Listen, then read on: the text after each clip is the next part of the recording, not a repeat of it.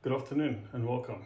Okay, so today I've got a quite exciting video for you guys to show you DJI Flight Hub 2, the native DJI software, particularly working with the DJI Dock 3. So in this video, I'm not going to cover how to link it with Flight Hub 2. I'm presuming you've sorted all of that out, and then I'm going to show you how to use Flight Hub 2, in particular in security operations. How to do a manual flight. There will be two parts: how to do a manual flight, and secondly, how to do a patrolled autonomous flight.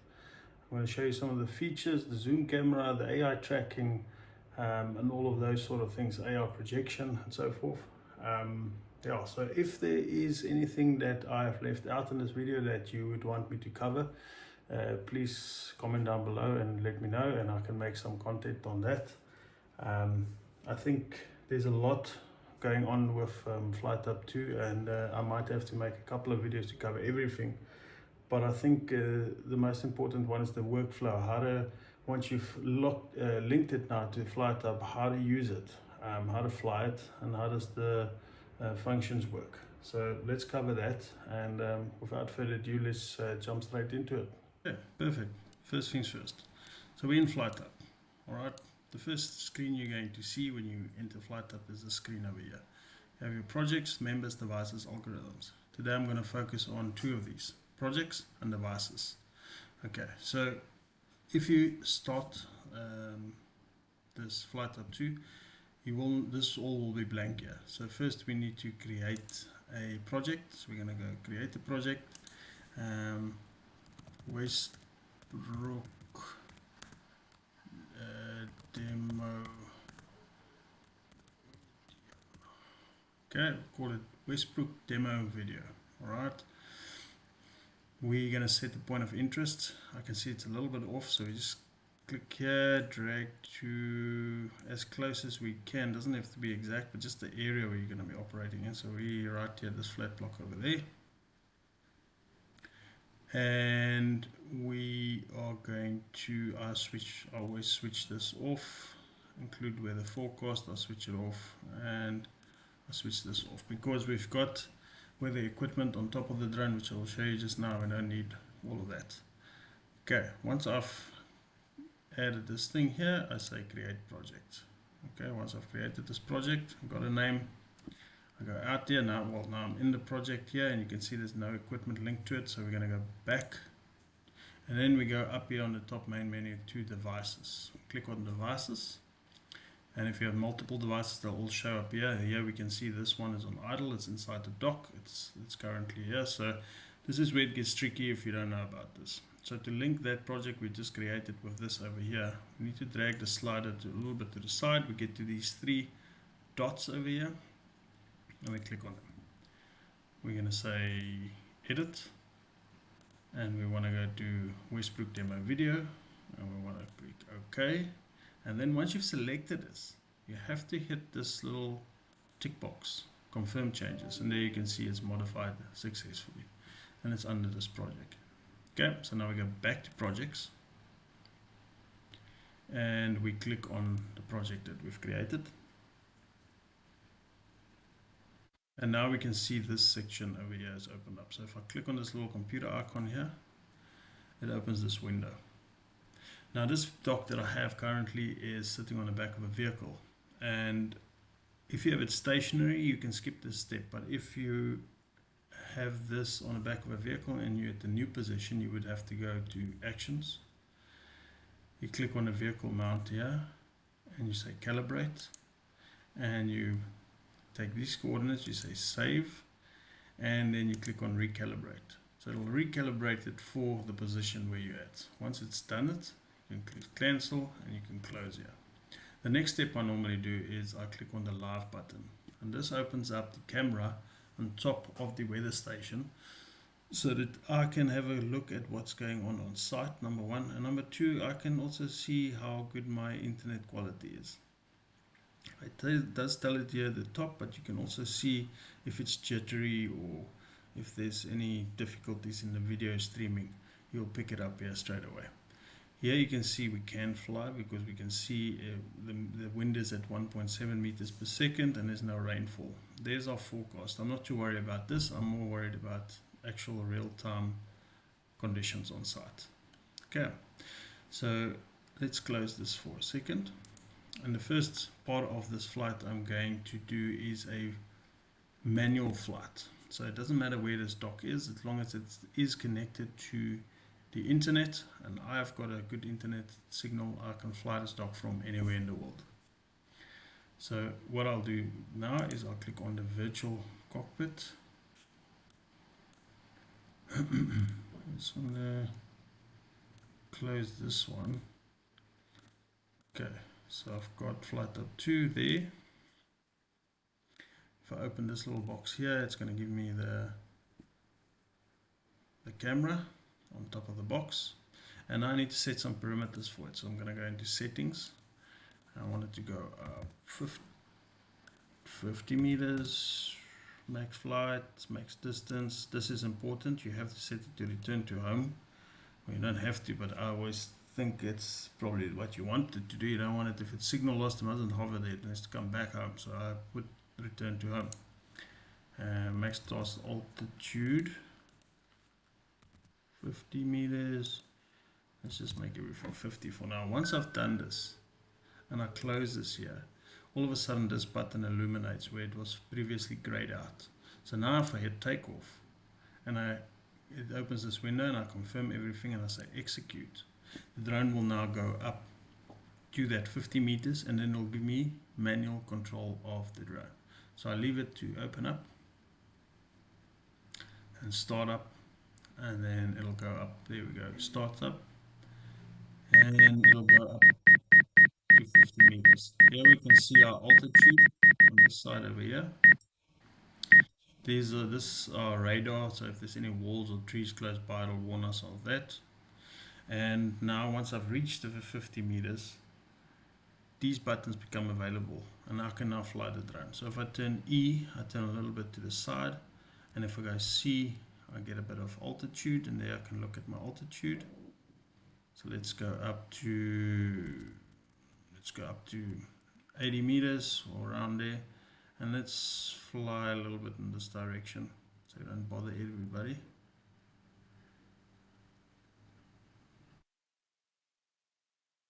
Okay, once I'm away from everybody, I can now show you guys a couple of things. So this is the drone's orientation. That's how far I am from the dock. This is the battery status indicator, my altitude, my heading, the wind speed, my speed that I'm flying. There's the battery level, time to land, how many satellites I'm connected to. Okay, so now what I can do is I can click on the map here with my my left index finger, and I can my left click on the mouse. I can move this camera to wherever I want. Click and hold and just drag, and it'll drag the camera around. Now let's focus on something, for instance, here on the beach. I can double click on a spot and it'll move the center of the camera to that spot. Now this green box you see here, that's the zoom function. So if I zoom out, if I scroll the mouse wheel back, you'll see the box get bigger. So as long as whatever you want to look at is within that box, you can then click on the zoom and it'll zoom straight into that box.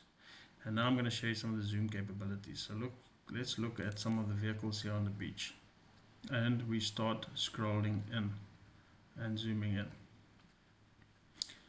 And here we can see how fantastic this zoom is. There we are now at about 112 times zoom.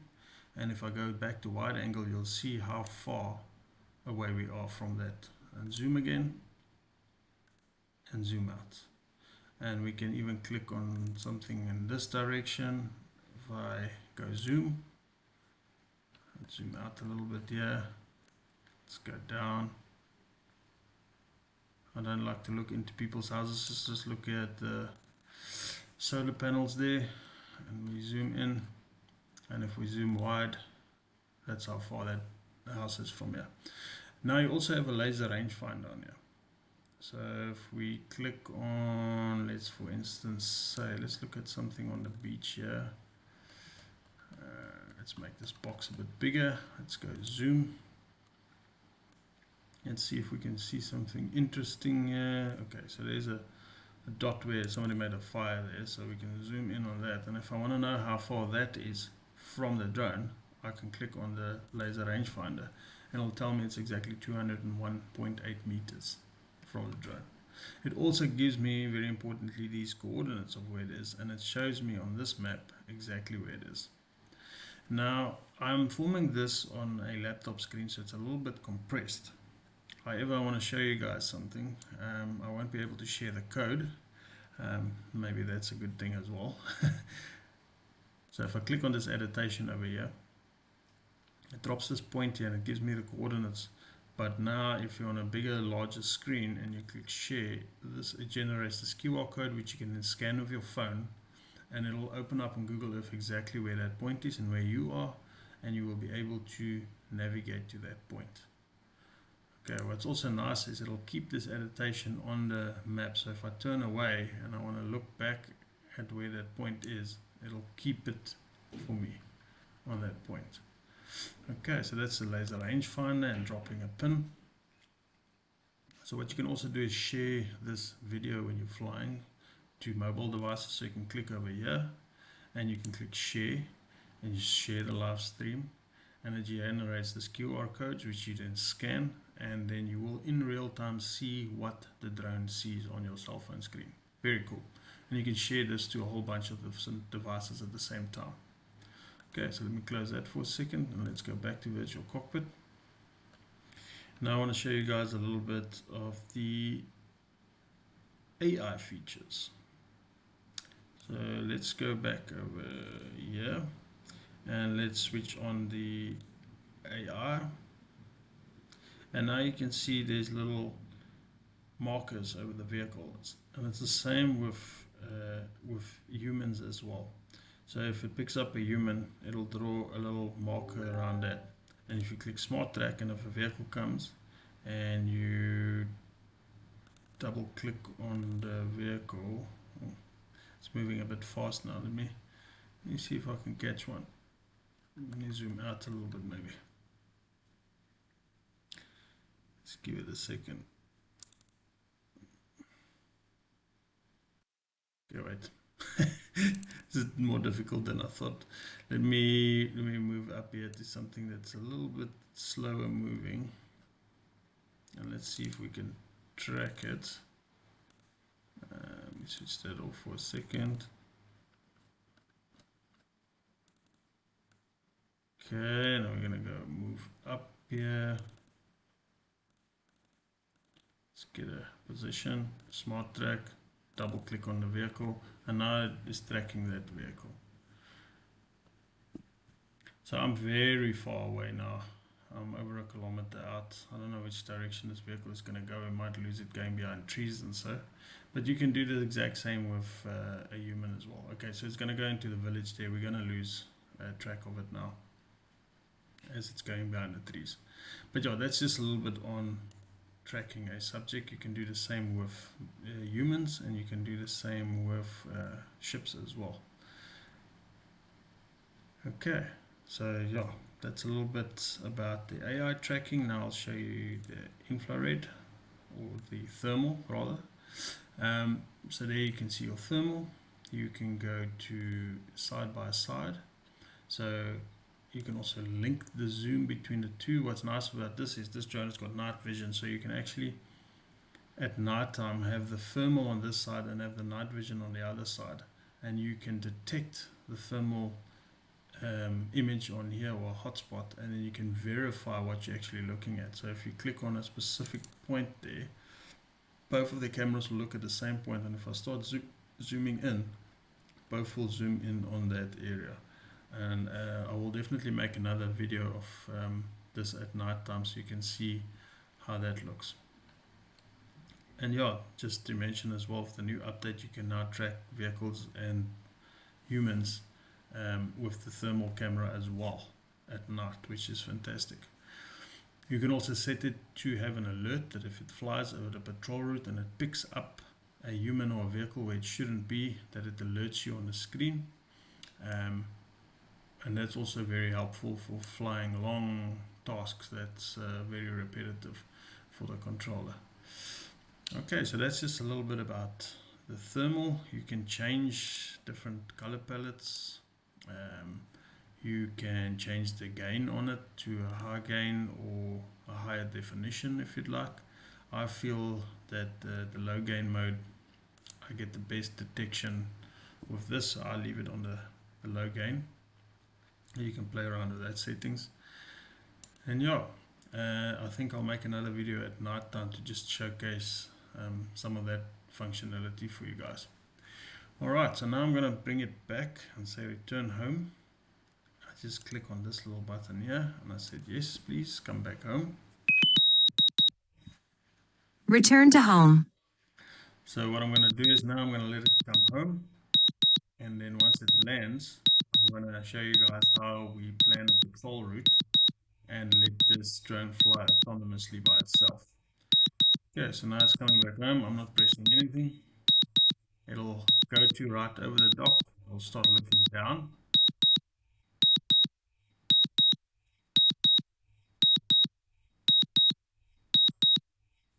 Okay, and now we'll see Landing. the dock starts opening up here. It uses the wide angle. When it gets, the zoom, and then when it gets close, it switches over to the wide angle. It should switch over just now. There it goes. And then I'll drop down and land, charge, and get ready for the next flight.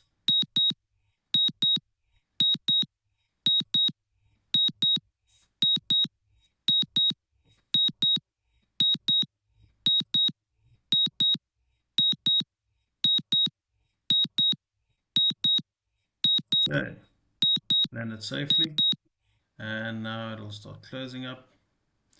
Once it closes the box, it will start charging again and get ready for the next flight. And it charges very quickly as well. In fact, if you've got two of these drones on the back of the bucket, the discharge and the recharge rate is the same. So you can essentially keep an eye on the sky for as long as you need to, because they play relay with each other. The one realizes that the other one's battery is running low, and it'll take off, go to that partner of his, take over the task, and let his mate go back home and charge. And they'll play like this until you finished with your operation. Yeah, so that's just a little bit about the manual flight. As you can see, it's starting to charge already again.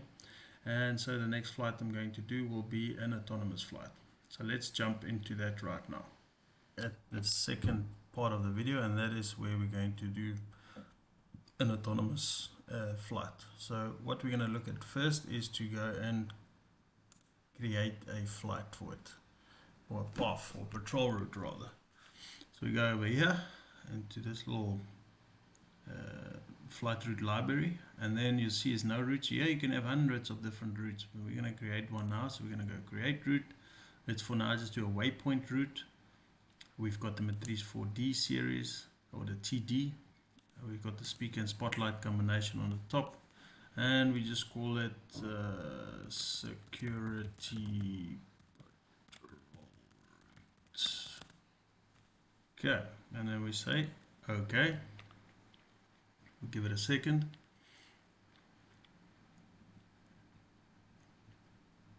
So what it's going to do now is, first of all, we're going to tell it where do we want to take off from. So we click on the little dock icon because that's where we want to take off from.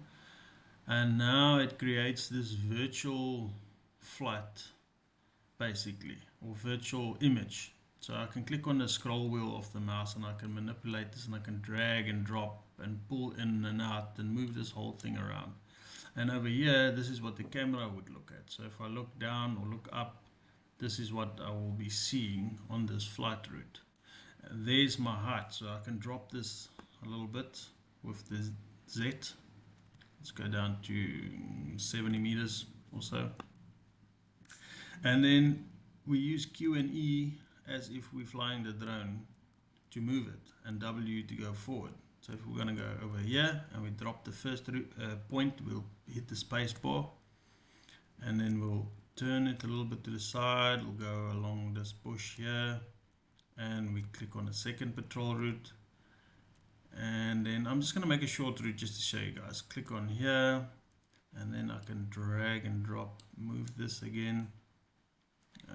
Let's do that, and then we turn it a bit more, and let's go to this direction, click on that, and then we fly past the dock. We click on here, we go a little bit to this side, click on there, and then we come back this side here and we click around there. So now that is our flight path that we've created, and we can zoom out and have a look at it, spin it around. So now you can set this thing up, each waypoint for an altitude along the flight path, where must the drone look, all of those things you can change the way you need it. So it can essentially fly around a fence line and look at the entire fence line, and then when it's done, come and land. What I'm going to do for now is I just want to change this here, so I tell it that it must fly through the waypoints and turn before it gets there. And I want to have this on manual control. I want to be able to, while this thing flies, I want to have control over this gimbal here, so I can still move it and change cameras and do all kinds of stuff. Tell it to bypass obstacles. So now if I'm happy with all of these parameters here, I tell it to save. Give it a second to save it. Save successfully. Once it's saved successfully, we can go back here, and then we go into the task plan library. So here we now create the plan. Now we give this plan a name.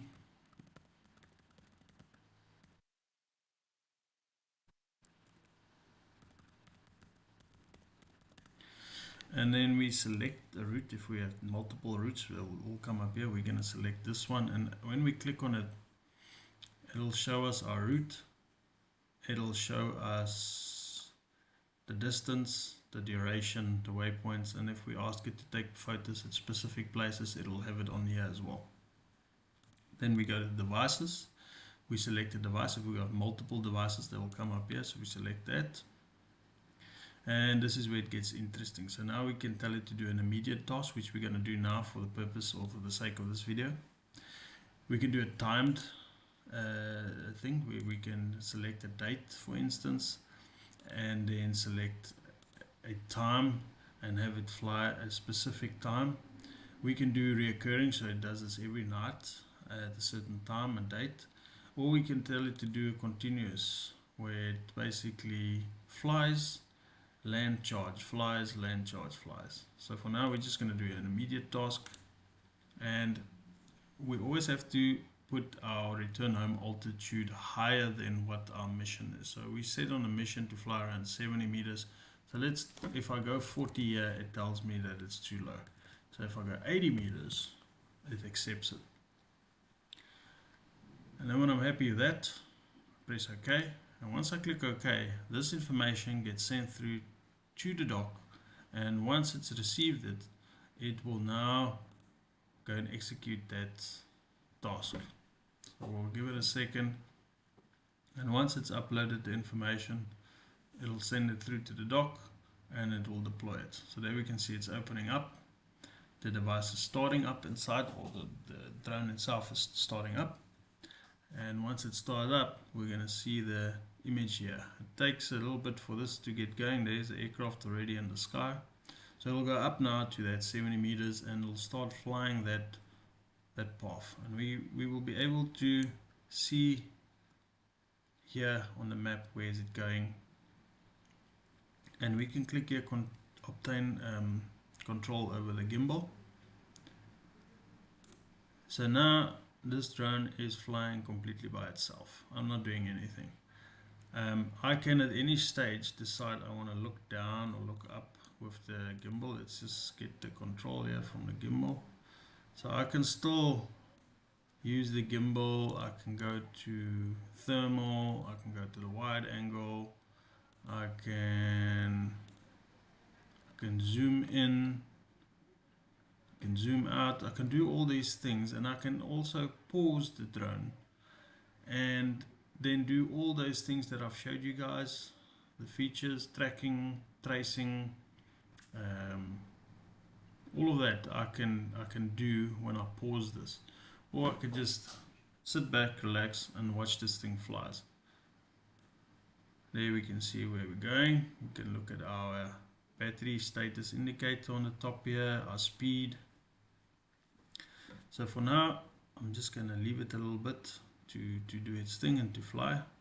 Now with the previous update, I actually had the flight path that was overlaid here, and I could see how far I was on that flight path. And now for some reason, this latest update, that has gone away, and I don't know if that's just a setting. Oh, sorry, excuse me. I don't know if that's just a setting, but I'll have to look into that just to have that flight path superimposed over this over here.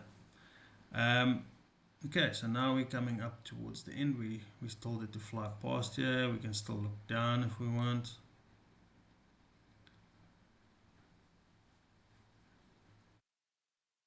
We're almost going to reach our end.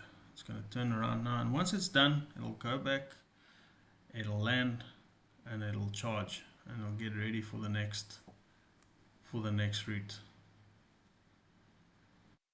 So yeah, that's just basically in a nutshell how FlightHub 2 works, and I hope this will be able to get you guys going. Return to home.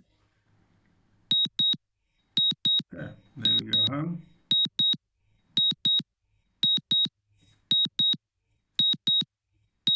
Once it's over its home point, it'll start looking down and the box will open up, as you will see just now.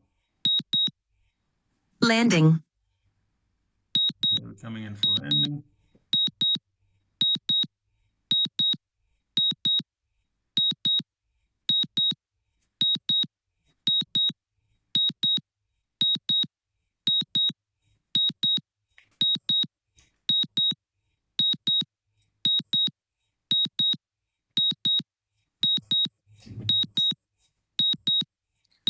Almost there.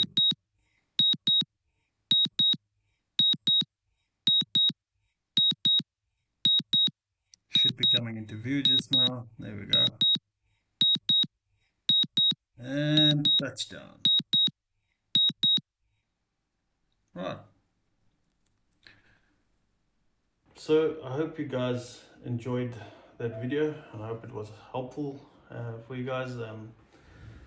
The idea behind this was not to show you all the features, but to get you guys going with FlightHub 2. So yeah, if there's anything that you would like me to make a specific video of, if you're unsure about some of the functionality, please pop me a comment down below, and I'll get back to you. And if there's enough requests, I'll make specific videos on some of these features. So yeah, thank you. Subscribe, like the video, and look at some of the other ones. Enjoy. Till next time.